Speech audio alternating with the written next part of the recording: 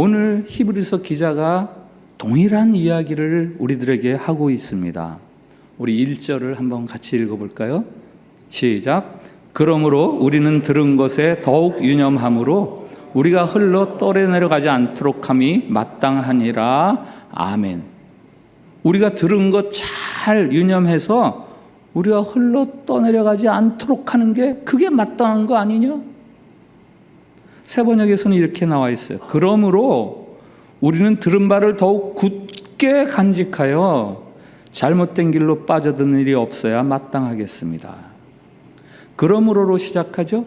그러므로 지난주에 살펴본 1장에서 예수님을 통해 말씀하시는 하나님과 이 그러므로가 연결이 되는 겁니다. 하나님이 옛적에는 선지자들을 통해서 여러 가지 방법으로 여러 번 말씀하시고 지금은 마지막으로 아들이신 예수 그리스도를 통해서 우리에게 말씀해 주신다.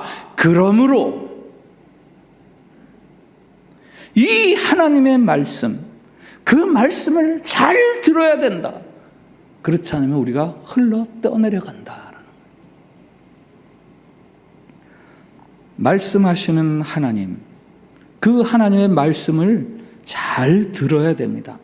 굳게 붙들고 따라가야 합니다. 그렇지 않으면 우리가 잘못된 길로, 아주 위험한 길로, 혹은 우리를 멸망시킬 길로 우리가 흘러가게 되어 있어요. 제가 지도했던 청년 중에 대학에서 체육을 전공했던, 체육으로 대학원까지 그렇게 다닌 그런 학생이, 청년이 있었습니다. 그 즈음에 저를 만나서 막 신앙생활에 재미가 들어가지고 막 이제 이렇게 청년부에서 하는 프로그램에 막 전격적으로 이렇게 동참하고 하면서 그 친구가 한 말이 있어요. 신앙도 훈련하는 만큼 잘하는 것 같아요. 그러더라고요. 체육인들이 왜 그렇게 열심히 땀 흘리면서 훈련을 합니까? 훈련한 만큼 실력이 늘어나니까. 늘 연습과 살아갔던 그 체육 전공 학생이 하는 말, 신앙도 훈련하는 만큼 잘하는 것 같아요. 우리 옆에 사람 쳐다보면서 한번 같이 인사 나눕시다. 신앙도 훈련하는 만큼 자라납니다.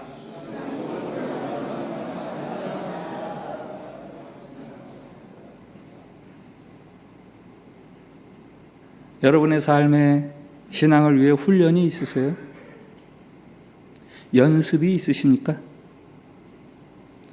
내 삶의 중심에, 아니 내 삶 구석구석에, 내 살아가는 순간순간에 하나님이 들려주시는 말씀, 그것을 붙들고 살아가는 연습을 하세요. 그래야 실력 있는 신앙인이 되는 거죠. 연습을 안 하면서 내 신앙 자라나지 않는다고, 신앙생활 별거 아니라고.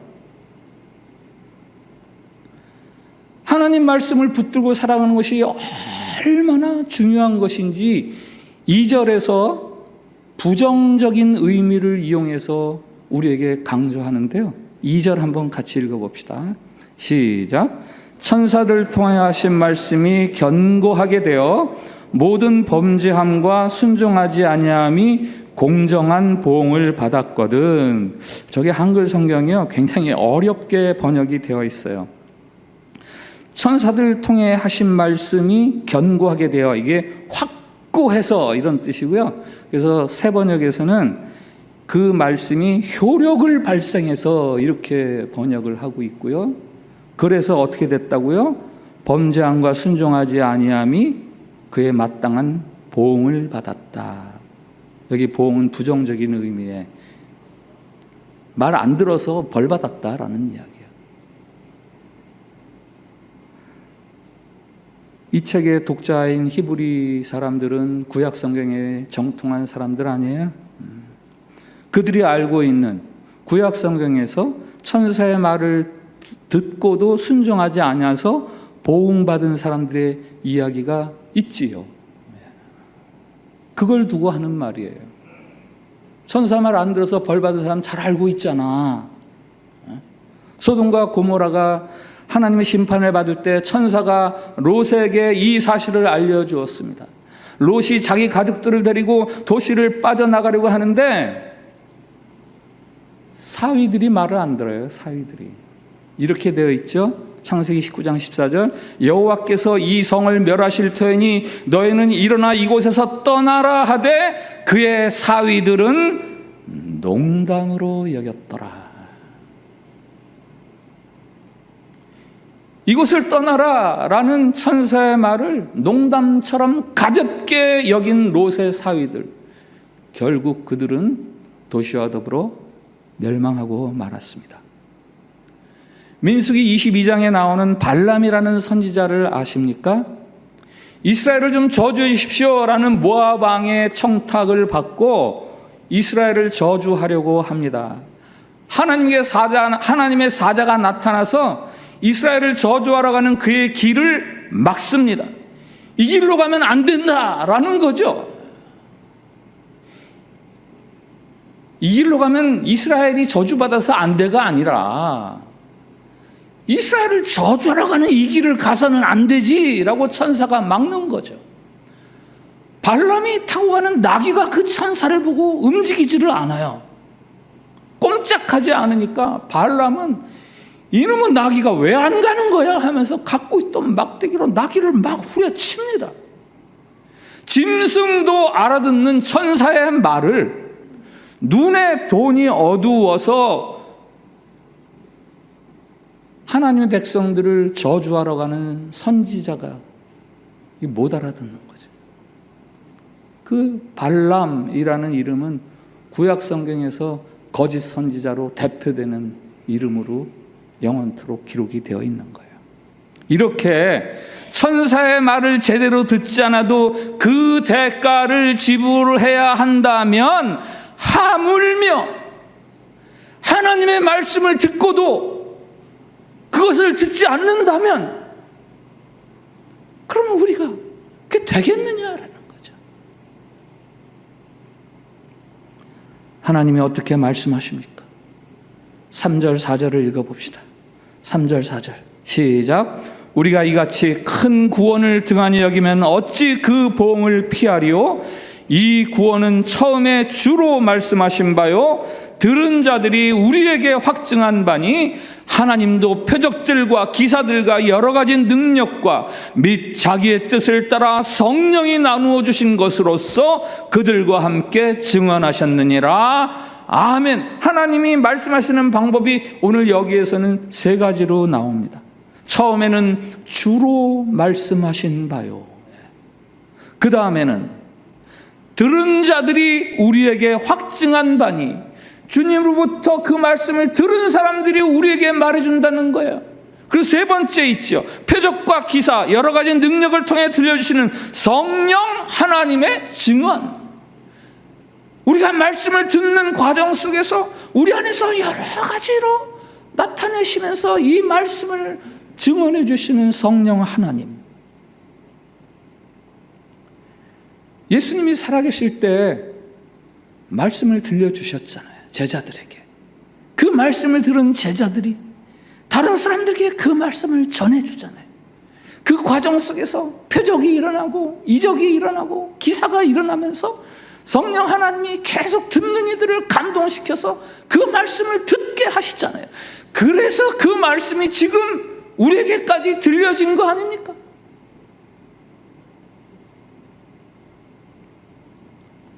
우리보다 먼저 하나님의 말씀을 들었던 사람들, 그들이 증언하는 말씀, 그 말씀을 잘 들어야 합니다. 우리 9절과 10절을 한번 같이 읽어보겠습니다. 9절 10절 같이 읽습니다. 시작. 오직 우리가 천사들보다 잠시 동안 못하게 하심을 입은 자 곧 죽음의 고난받으심으로 말미암아 영광과 존귀로 관을 쓰신 예수를 보니 이를 행하심은 하나님의 은혜로 말미암아 모든 사람을 위하여 죽음을 맛보려 하심이라. 그러므로 만물이 그를 위하고 또한 그로 말미암은 이가 많은 아들들을 이끌어 영광에 들어가게 하시는 일에 그들의 구원의 창시자를 고난을 통하여 온전하게 하심이 합당하도다. 아멘. 여기 하나님의 구원의 방법이 두 가지 정도로 나옵니다. 하나님이 아들을 통해서, 아들의 고난을 통해서 우리를 구원하신다. 그 아들이 고난당하는 게 두 가지죠. 하나님의 아들이 천사보다 못하도록 잠시 되었다. 우리 지난주에 히브리서 1장에서 저 후반부 쪽에 그는 천사보다 뛰어난 분이다 라고 계속해서 이야기했잖아요. 그는 천사보다 뛰어난 분이다. 그런데 우리를 구원하시기 위해서 그가 잠시 천사보다 못한 자리에 오셨어. 그가 고난을 당해서 죽음을 당했다. 우리의 큰 구원을 위해서 하나님의 아들이 고난을 당하셨다. 수치와 멸시 가운데서 죽음을 맛보셨다. 예수님은 우리를 구원하기 위해서 이 땅에 오신 하나님의 아들입니다. 예수님은 우리의 구원을 이루기 위해서 십자가에서 고난을 당하시고 죽음을 당하셨습니다. 이것이 바로 우리를 향해 들려주시는 하나님의 큰 구원에 대한 이야기예요. 여러분, 이 말씀을 믿으십시오. 한재성이라는 카자흐스탄 선교사님 이야기가 있어요. 카자흐에서 선교를 하던 어느 날 돌아와 보니까 동네 불량배들이 선교사님 아내와 아이를 구타하고 있습니다. 눈에 불이 나겠죠. 선교사님이 그 현장에 나타나서 막 분이 나고 눈에 불이 나고 그 깡패들을 혼내주려는 그 순간에 성령님께서 마음속에 감동을 주시는데요. 야, 네가 이들을 위해서 여기 온 거 아니냐? 이런 감동을 주시더래요. 그 선교사님은 태권도 선교사예요. 태권도 유단자죠. 마음 같아서는 그냥 혼내주고 싶었지만 또 그런 성령의 감동을 받으니까 그냥 타일러서 보냈습니다. 선교 10년째 되던 해에 더 끔찍한 사건이 벌어지죠. 선교사님 집에 강도들이 침입해서 아내가 강도들에 의해서 칼에 찔려서 살해당합니다. 남편이 보는 앞에서 칼에 찔려서 아내가 죽습니다. 두 눈으로 고스란히 그 아내의 죽음을 보아야 했습니다. 그분이 인터뷰하는 영상이 있어요. 애통하는 자는 복이 있나니라는 아주 짧은 단편이죠. 단편 선교를 목적으로 제작한 짧은 필름. 그 인터뷰 내내 철인같이 단단하게 생긴 그 선교사님의 두 눈에서 눈물이 줄줄줄줄 흐릅니다. 아내의 피가 묻어있는 성경책을 꺼내면서 울고 서랍 속에 보관해둔 아내의 머리카락 그걸 꺼내 들면서 웁니다. 그로부터 10개월 후에 아내의 죽음이 가져다준 슬픔이 채 가시기도 전에 한 선교사님이 다시 카자흐로 돌아갑니다. 하나님, 카자흐는 아닙니다. 저를 보내시려면 다른 땅으로 보내주십시오. 거절하다가 결국 카자흐로 돌아갑니다. 카자흐로 돌아간 그때의 그 심정을 그분이 홈페이지에 글을 올렸는데 그 글을 제가 조금 요약해서 읽어드릴게요. 10개월 만에 카자흐 땅을 밟게 되었다. 아내의 살해 현장이요 고통의 순간들이었고 눈물과 슬픔의 땅이며 다시 기억을 되살리고 싶지 않은 악몽의 땅. 그런데 무언가에 이끌리듯 그 그 땅을 밟게 되었다. 그 땅에 뿌려진 아내의 피가 느껴지기 시작했다. 아, 어찌 된 일인가? 아내의 영혼이 이곳에 있었다니.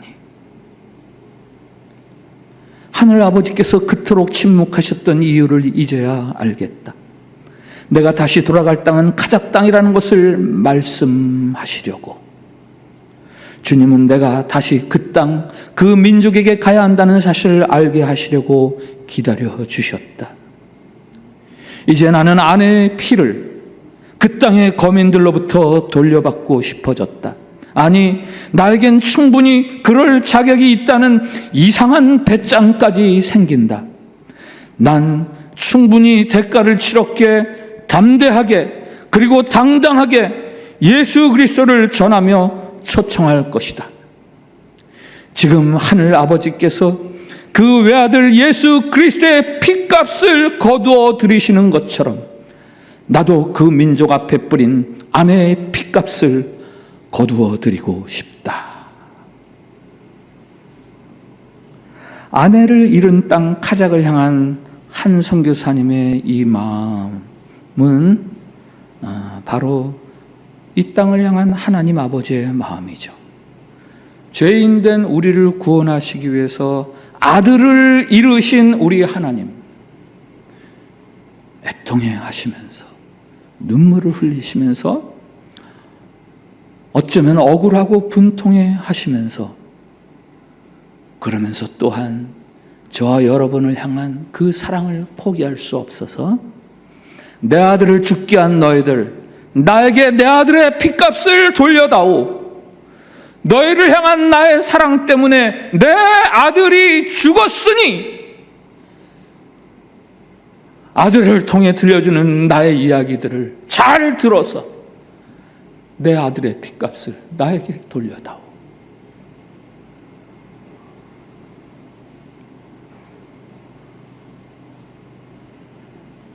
저와 여러분의 큰 구원, 그것을 위해서 큰 죽음이 있었습니다. 8절에 만물이 다 그 발 아래 복종해야 하지만 아직 그렇지가 못하다 라는 말씀이 있습니다. 하나님 입장에서는 만물은, 나는, 우리는 여전히 불순종하고 불신앙하는 자리에 남아 있습니다. 그런데도 우리 주님은 우리를 소중하게 여겨주시고 존귀한 대상으로 대해 주십니다. 그게 11절이에요. 거룩하게 하시는 이와 거룩하게 함을 입은 자들이 다 한 근원에서 난지라. 그러므로 형제라 부르시기를 부끄러워하지 아니하시고. 예수님을 믿는다 하면서도 여전히 그 경계선 상에서, 믿음과 불신앙의 경계선 상에서 왔다 갔다 하는 우리를 보시면서 우리는 한 형제야, 우리는 한 근원에서 나왔어 라고 하면서 우리를 우대해 주신다는 거예요. 히브리서의 배경은 신앙의 자리를 떠나게 하려는 내적 혹은 외적 도전, 유혹과 시험의 시대를 살아가는 그 신자들이 이 히브리서의 1차 독자라고 말씀드렸어요. 여러분 혹시 신앙생활 하다가 흔들리는 분 계세요? 신앙생활이 힘들다 생각되는 분 계세요?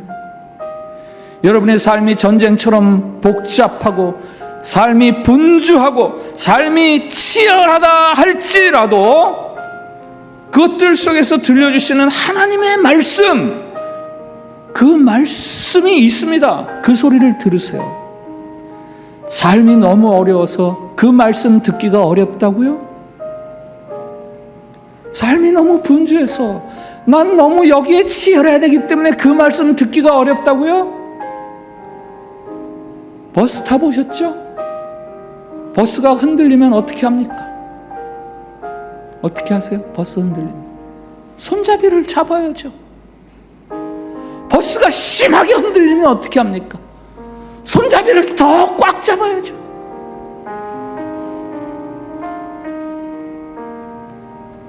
하나님은 어떤 형편에서도 여러분이 흔들림 중에서도 구원을 누리는 진짜 신앙인으로 살아갈 수 있기를 바라시고 도와주고 계십니다.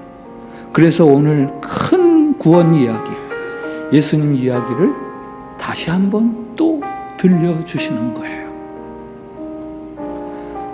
오늘 설교를 앞서 소개해드렸던 저의 등산 이야기의